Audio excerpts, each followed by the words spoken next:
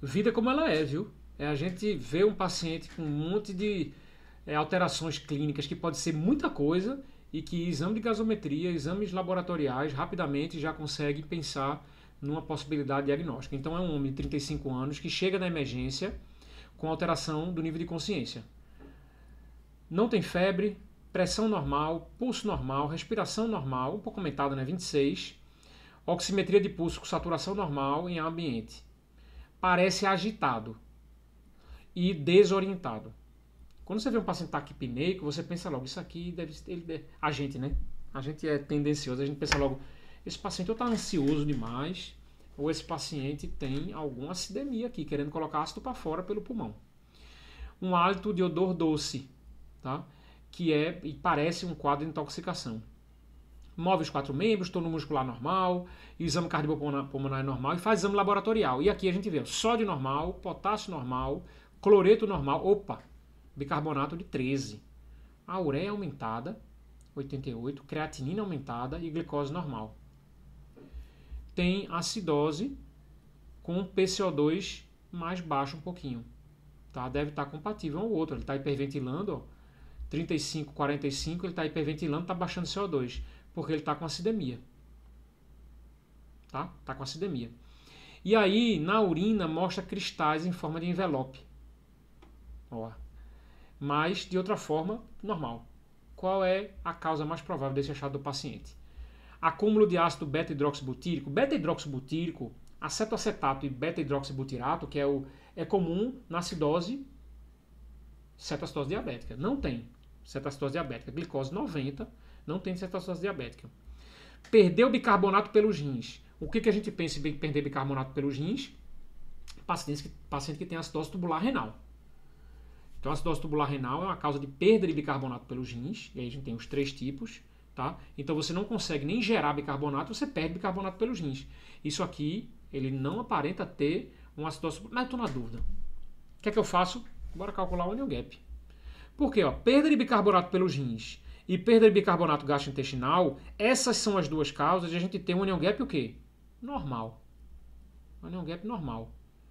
Normal. Eita, foi feio aqui. Onion gap normal.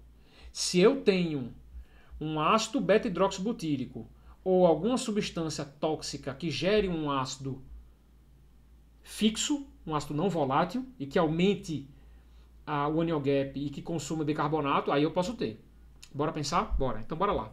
Então, como é que a gente calcula o onion gap? A gente vai pegar, cadê ele? O sódio e diminuir do cloro mais o bicarbonato. Então aqui eu tenho 138 menos 113. Perdão, aqui porque eu estou fazendo isso tudo no mouse do computador.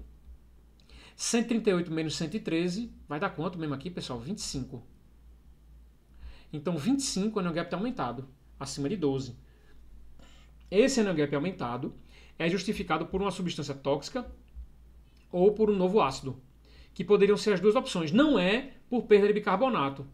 Não é por perda de bicarbonato nem gastrointestinal nem pelos rins. Poderia ser também, até poderia ser também, se eu tivesse um delta-delta mostrando que eu tenho também um onion gap normal. Bora calcular? É assim, aqui é assim. Bora calcular. Então, primeiro você nota o pH, que ele não é tão baixo assim, para ter uns 2 componentes, né? Então, você fica logo na dúvida. Mas vamos calcular. Dá para calcular primeiro? Nem sei se dá para calcular. Cadê? Então vamos calcular o delta-delta. Quanto é que está o bicarbonato? 13. Era para estar quanto? 24 menos 13. Então 24 menos 13 é quanto? 11, né? E aqui eu tenho o quê? 14. 14 não, 12, 13. Então aqui, 13 e 11 é praticamente 1. É um pouquinho mais do que 1. Está entre 1 e 2. Ou seja, o delta de onion gap, que foi quem aqui? 25 menos onion gap 12. Isso aqui vai dar 13, certo? O 13 está aqui. O delta de onion gap e o delta de bicarbonato. Isso aqui dá um pouquinho mais do que 1. E se está entre 1 e 2, é porque não tem nenhum excesso nem de álcali, que seria maior do que 2, ou outro ácido que não esse do onion gap, que seria quando tivesse bem menor do que 1. Tá? Então, acidose metabólica com delta-delta de 1 ou maior do que 1, um pouquinho maior do que 1. Então, esse paciente não tem perda de bicarbonato. Não tem perda de bicarbonato. Ele tem uma substância outra. E essa substância outra é intoxicação. Por que intoxicação? Ó, cristal envelopado, glicose normal, tá? Típico de intoxicação por etilenoglicol. Etilenoglicol causa cristal de oxalato. Etilenoglicol metabolizado, ácido glicólico e oxalato. Tá? Esse oxalato vai para a urina e oxalato de cálcio é formado e esses pacientes têm, algumas vezes até, injúria renal ou nefrocalcinose aguda ou quadro agudo de doença renal. Legal? Gostaram? Ó, a gente tem tipos de intoxicação alcoólica muito comum, viu? Teve uma prova, acho que foi prova de 2022. Ou foi 2023? Agora 2022. Que caiu assim, umas 3 questões sobre intoxicação alcoólica. Tá? E vocês têm que estar de olho. Tá? Cristal de oxalato de cálcio é comum na intoxicação por etilenoglicol. Olha ele envelopado aqui. Parece uma cartinha, não parece uma carta? Aqui a gente chama de bandeira de São João, né? Balão de São João, mas pode ser uma carta, né?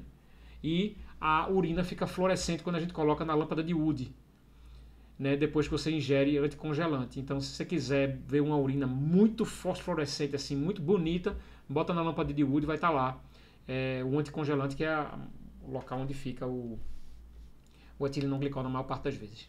Tá bom? Em aqueles espirais para poder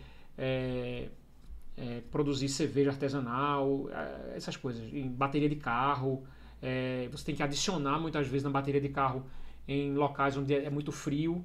Então você adiciona para poder não congelar o óleo, não sei direito, a bateria, né? Não congelar a bateria. E aí vocês usam como anticongelante e o pessoal gosta de beber porque dá um efeito assim, parecido com álcool e é barato. Tá bom? Até a próxima questão.